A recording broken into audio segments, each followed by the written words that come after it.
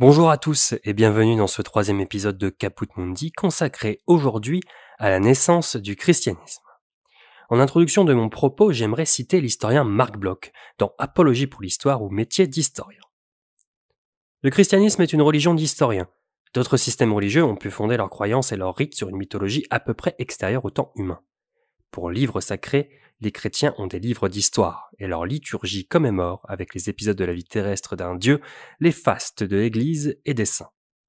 Nous entrons dans une sorte de fil rouge de l'histoire de Rome. Le christianisme n'est pas une curiosité à part du monde romain, c'est un courant d'idées, c'est une idée qui progresse jusqu'au sommet de la hiérarchie de l'Empire. Aujourd'hui, nous allons parler de la naissance du christianisme, de la Judée jusqu'à Rome. Récemment, un auditeur m'a écrit pour me dire qu'il trouvait dommage que la religion des Romains ne soit pas plus mise en avant dans les récits de Caput Mundi. C'est vrai, j'ai mis de côté cet aspect afin de me concentrer sur une histoire plus événementielle, mais vous pouvez retrouver ici et là quelques explications sur ce qu'est la religion des Romains, notamment l'épisode 2 sur Numa, l'épisode 2 de la première saison. Celles et ceux qui ont passé des concours d'enseignement récemment le savent très bien, c'est la question au programme d'histoire antique, religion et pouvoir. La religion est imbriquée dans la vie des Romains, impossible d'y échapper. Chaque action politique est religieuse, et la société est organisée comme telle. Chaque maillon du corps social possède sa part de religion. Le christianisme vient peu à peu chambouler cet ordre établi. Tel qu'il évolue au fil des siècles, il n'a pas de nation. Le christianisme ne reconnaît pas la divinité des empereurs ou leur filiation. Ils se soumettent au pouvoir romain, mais ils se souviennent toujours que Dieu est au-dessus du prince. Il faut rendre à César ce qui appartient à César et à Dieu ce qui est à Dieu. Aujourd'hui, je vous propose d'aller observer la naissance de tout cela. Nous allons parler du christianisme antique, de ses débuts jusqu'à Néron environ, en évitant d'aller trop loin dans la chronologie au risque de me répéter dans des futurs épisodes. Nous allons nous intéresser à un lieu, la Judée, à des personnes, les Juifs, et à un pouvoir, Rome. Cet épisode est un épisode de Noël, mais attention, ne comptez pas sur les chrétiens du 1er siècle pour le fêter avec nous, c'est un Noël thématique que je vous propose.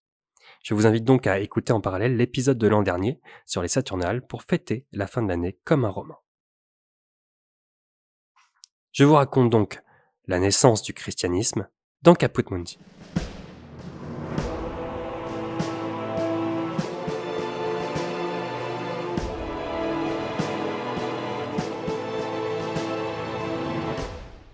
Revenons un peu en arrière. C'est en 63 avant notre ère que Pompée le Grand arrive en Judée, où il tient le siège de Jérusalem.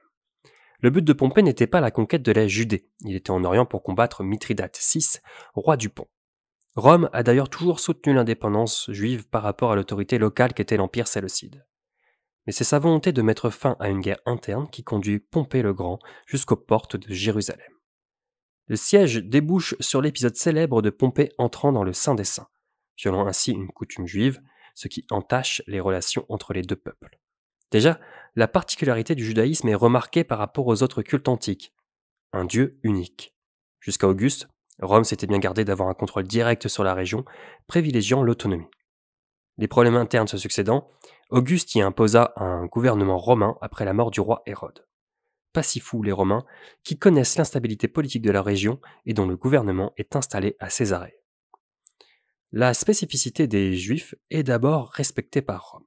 Si l'on met de côté l'incident provoqué par Pompée, les Juifs ne sont pas enrôlés dans l'armée, ils sont gouvernés selon leurs propres lois, et la sécurité du temple de Jérusalem est maintenue par l'autorité romaine qui interdit aux non-juifs de s'en approcher. Mais Jérusalem est une véritable poudrière. Le préfet Ponce Pilate, resté célèbre dans la région, est là pour asseoir l'autorité romaine en Judée. Installé à Césarée, il compte bien mettre au pas Jérusalem. L'une de ses premières actions est mal perçue par les Juifs. L'entrée de l'armée romaine dans la ville avec le portrait de l'empereur Tibère. Honorer un chef au rang des dieux, le fils du divin Auguste, est contraire à la loi. Le souci pour Rome, c'est l'insoumission de la région et la mésentente entre les païens et les Juifs.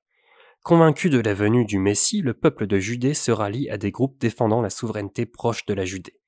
Des bandes de brigands, hostiles aux Romains, font déjà l'objet d'arrestations.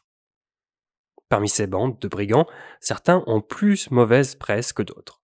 Parmi elles, les Galiléens. La Galilée n'est pas sous le contrôle direct des Romains, c'est un royaume client, séparé de la Judée par le fleuve Jourdain, fleuve que le plus célèbre des Galiléens franchit au cours de sa mission, Jésus.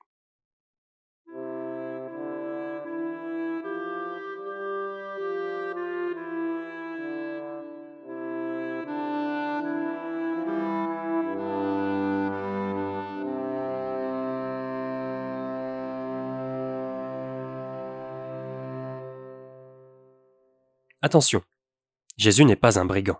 Il met même en garde ses disciples. Et voilà qu'un de ceux qui étaient avec Jésus, mettant la main sur son glaive, le tira et, frappant le serviteur du grand prêtre, lui emporta l'enraille. Alors Jésus lui dit, « Remets ton glaive à sa place, car tous ceux qui prennent le glaive périront par le glaive. » Matthieu 22. Mais que savons-nous de Jésus ? Rangez vos livres de mythologie, nous allons parler ici du Jésus historique. Tant que Jésus n'a pas commencé sa vie publique, nous ne savons rien de lui. Toutes les hypothèses avancées par les évangiles ne sont pas vérifiables, évidemment, car relevant du domaine de la croyance. Même l'histoire du recensement de la Terre est difficile à établir. La source principale de notre quête, ce sont les évangiles, certes écrits dans la seconde moitié du 1er siècle, mais contenant les récits des apôtres et des disciples des apôtres. Dans les évangiles, c'est l'histoire de Jésus qui est racontée, l'histoire de son ministère sur terre. Il n'est donc pas utile de douter de la véracité des faits. Nous pouvons douter autant que nous voulons des miracles, mais pas de ce qui est écrit de Jésus, en tant qu'homme. En cela, les évangiles nous permettent de retracer le parcours de Jésus en Galilée et en Judée jusqu'à sa mort.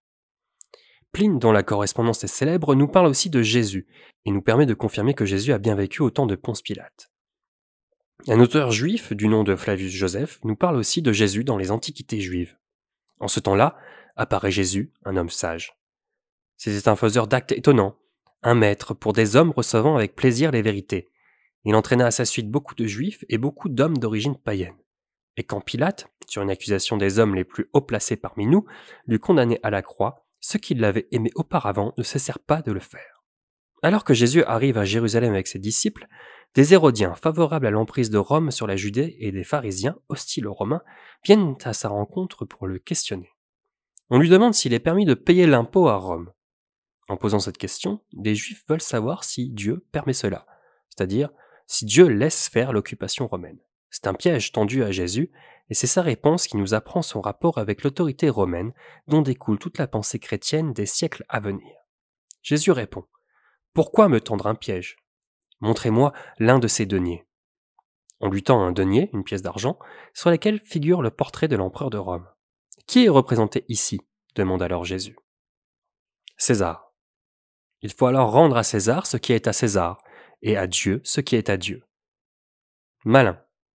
S'il y a la tête de l'empereur sur la pièce, c'est qu'elle est à lui. Il faut donc lui rendre. Ici, il n'est pas question de payer ses impôts ou de ne pas les payer, il est question de rendre ce qui ne leur appartient pas de toute façon. Malgré sa prudence, Jésus est arrêté, on le sait. Ses échanges avec Pilate sont connus par les évangiles. Des échanges sous forme de procès où Jésus ne se défend pas plus que de raison. C'est une critique que fait Cels, un polémiste du IIe siècle qui a écrit un traité contre les chrétiens que nous connaissons par fragments grâce à la réponse de l'auteur chrétien Origène. Dans son traité, Cels semble maîtriser l'histoire des Juifs et leurs coutumes, et il les respecte volontiers. Yahvé est le Dieu de la nation juive. En revanche, il ne tient pas les chrétiens dans son cœur. En plus de les méconnaître, il ne comprend pas le peu d'informations qu'il a à sa disposition. Et pour cause, le Dieu des chrétiens est faible à ses yeux. Pourquoi Jésus ne se défend pas devant Ponce Pilate ? S'il est Dieu ou fils de Dieu, il doit bien pouvoir faire une démonstration de sa divinité et éviter la condamnation à mort. Mais non, le silence de Jésus est lourd, lourd pour la compréhension des païens et lourd pour l'histoire. Jésus est-il le roi des Juifs ? Son royaume n'est pas d'ici. Autrement dit, il ne représente aucune menace pour le pouvoir romain. Ce qui est intéressant dans les évangiles, c'est de voir le comportement des deux hommes. Ponce Pilate est le représentant de l'autorité romaine. Or, l'autorité romaine n'a rien à voir avec l'arrestation de Jésus. Ce dernier est arrêté par les Juifs. Le Sanhédrin, l'assemblée des Juifs, a condamné à mort Jésus. Pourquoi ils n'exécutent pas leur sentence ? Parce qu'ils ne le peuvent pas. Ce qui provoque la condamnation à mort de Jésus, c'est le blasphème. Jésus dit être fils de Dieu, chose dont Ponce Pilate n'a que faire. C'est pourquoi les Juifs accusent Jésus de rébellion envers Rome. Mais Ponce Pilate ne retient pas ce motif. Et d'ailleurs, Jésus reste muet à chaque question. Le procès donné par Pilate agace l'élite juive. S'ils ont livré Jésus au préfet, c'est qu'il a des choses à se reprocher.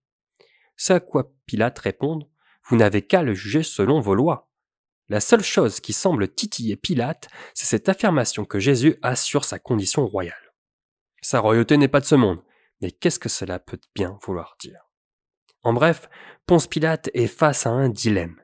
Il ne sait pas quoi condamner, Mais il doit le faire pour obtenir la paix, et c'est son travail d'avoir la paix en Judée. Il s'en lavera les mains.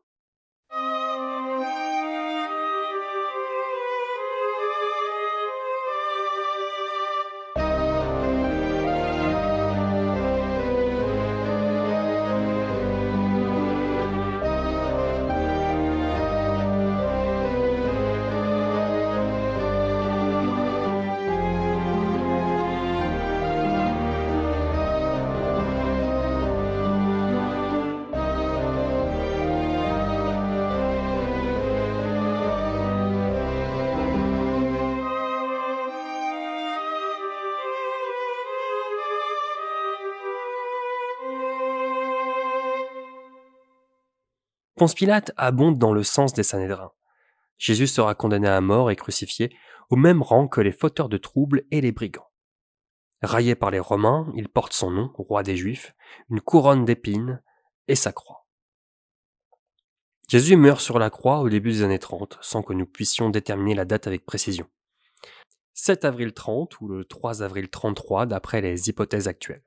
Pour en savoir plus, je vous invite à lire ou à consulter l'œuvre monumentale de John Mayer, Un certain juif, Jésus, qui travaille sur ce fameux Jésus historique. Nos enquêtes ne font que reconstituer la personne qu'a pu être Jésus et son contexte historique. Maintenant que Jésus n'est plus de ce monde, parlons un peu de ceux qui lui succèdent. Posons-nous une question. Jésus est mort, mais est-ce qu'une nouvelle religion est née ? Pour le moment, non. Nous sommes en 30-33 de notre ère, et il n'y a pas de séparation entre les apôtres et la religion juive. D'ailleurs, le terme de chrétien n'est pas une évidence. On commence à entendre parler de christiani à la fin des années 30. Ce terme sert à désigner les serviteurs du Christ. C'est une philosophie, une doctrine et une morale de vie. Cependant, la scission n'a pas encore commencé, et le terme de chrétien n'est ni une évidence, ni un mot qui permet de distinguer les deux groupes. À Rome, où les chrétiens arrivent dans les années 40, on ne fait guère de différence entre un juif et un chrétien. Pour désigner un serviteur du Christ, on vous comprendra tout aussi bien si vous dites juif, gesséen ou nazoréen. Nous pouvons commencer à faire une différence entre les juifs et les chrétiens qu'à partir du IIe siècle. Ce sont donc les 12, les apôtres, qui portent le flambeau, notamment Pierre, Paul et Jacques. En 50 est tenue l'assemblée de Jérusalem, aussi connue sous le nom de Concile des apôtres. Cette assemblée acte la possibilité pour les païens d'intégrer la communauté. Pour ce faire, les règles de judaïsme sont réduites au minimum, notamment sur les questions alimentaires et à propos de la circoncision. Parlons à présent un peu de Pierre, qui était lui-même à Jérusalem lors de l'assemblée des apôtres. Son histoire nous ramène au cœur de l'histoire de Rome. Nous ne connaissons pas les origines de Pierre, mais c'est l'un des plus proches de Jésus d'après les évangiles. Il est à Rome pendant le règne de Néron. L'annaliste Tacite nous en livre un témoignage à propos de l'incendie. Mais aucun moyen humain, ni largesse impériale, ni cérémonie expiatoire ne faisait taire le cri public qui accusait Néron d'avoir ordonné l'incendie.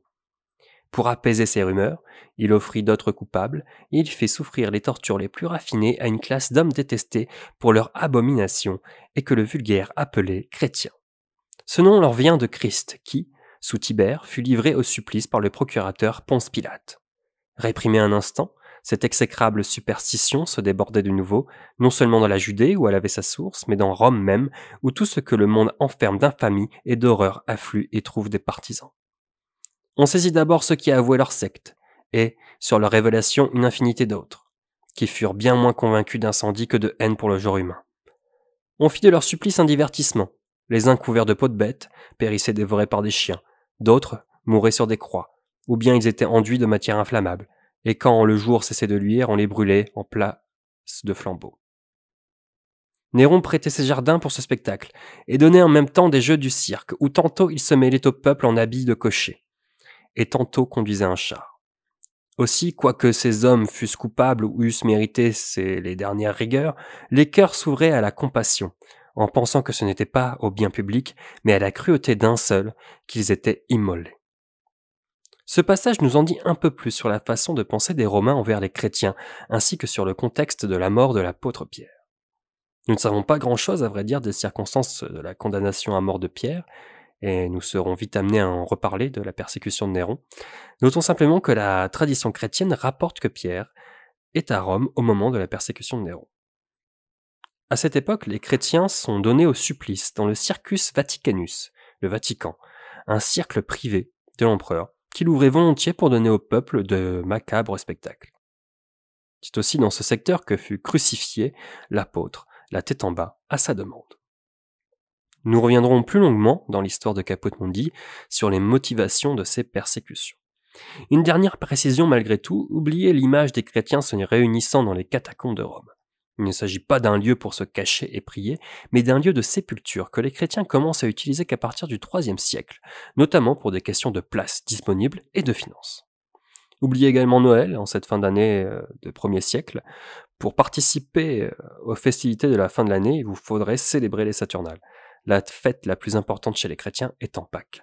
Le premier Noël chrétien n'est pas d'actualité avant l'an 336.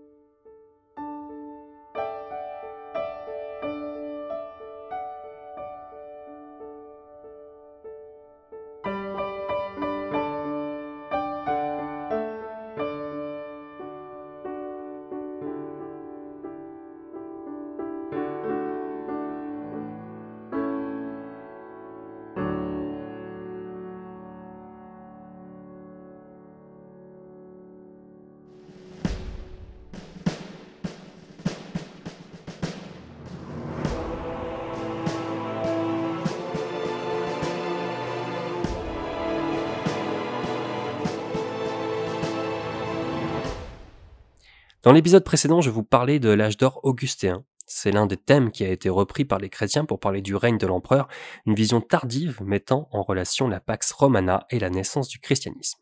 Quoi qu'il en soit, c'est une vaste histoire que de raconter le christianisme. Pour conclure cet épisode, j'aimerais vous donner quelques recommandations pour aller plus loin. Même si le christianisme fait partie de l'histoire de Rome, cet épisode n'a pas pour vocation d'être exhaustif sur l'histoire de cette religion. Aujourd'hui, nous avons les fondamentaux pour le reste de notre aventure Caput Mundi. Je ne peux que conseiller aux futurs historiens et historiennes qui n'auraient pas encore de culture biblique de lire la Bible. Si vous vous destinez à des recherches sur l'histoire de l'Europe, de Byzance ou de l'Antiquité tardive, cela vous sera utile. La Bible est composée de plusieurs livres et est divisée en deux grandes parties, l'Ancien Testament et le Nouveau Testament, grossièrement.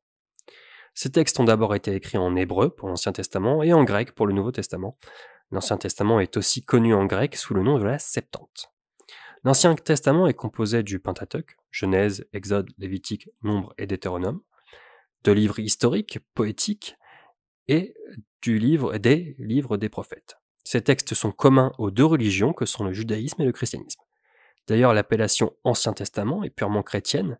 Le terme testament vient du latin testamonium, étant une traduction du terme diatheke, que l'on peut traduire par pacte ou alliance, ici, entre Dieu et les hommes. Le Nouveau Testament est quant à lui composé des évangiles, les évangiles dits synoptiques, Matthieu, Marc et Luc, et l'évangile selon saint Jean. Nous avons à la suite des évangiles les lettres pauliniennes, les lettres générales et le livre de l'Apocalypse. Alors, par où commencer ? Si vous n'avez vraiment aucune connaissance biblique, vous pouvez commencer par la Genèse pour l'Ancien Testament, et par un évangile, celui de Matthieu par exemple, et poursuivre votre parcours en fonction de vos envies et de vos centres d'intérêt historiques. Pour écrire cet épisode, je me suis appuyé sur une large bibliographie, celle que j'utilisais pour mes recherches en christianisme antique à l'université. Je peux citer l'ouvrage de la Pléiade, Premiers écrits chrétiens. Également la réponse de Jean-Marie Salmito, professeur de christianisme antique à Sorbonne Université, vers Michel Onfray, Monsieur Onfray au pays des mythes, dans lesquels vous apprendrez en quelques pages seulement à connaître le Jésus historique. La Bible, bien sûr, il y a diverses traductions, il y a tous les prix. La plus accessible semble tout de même être celle de la Société biblique de Genève, des mots simples et un prix bas. Elle ne suffira pas si vous entamez des études dans ce domaine, mais elle est très pratique. J'ai déjà cité John Mayer, mais on peut aussi citer Histoire du christianisme, des origines à 250, dirigé par Marc Vénard, Simon-Claude Milmouni et Pierre Maraval dans le Christianisme des origines à Constantin, Christiane Saulnier, La persécution des chrétiens et la théologie du pouvoir à Rome, 1er-4e siècle, dans la Revue des sciences religieuses, et bien d'autres que vous retrouverez en bibliographie. C'est déjà la fin de cet épisode, à la fois canonique et spécial Noël. J'espère qu'il vous aura plu. Désolé pour la qualité du son, j'ai changé d'endroit pour enregistrer, donc c'est encore approximatif. N'hésitez pas pour soutenir le podcast à le partager, à me laisser un commentaire et à le noter sur votre plateforme d'écoute préférée. On se retrouve en janvier pour un épisode sur le règne de l'empereur Tibère. En attendant, je vous souhaite de très bonnes fêtes de fin d'année et à bientôt dans Caput Mundi.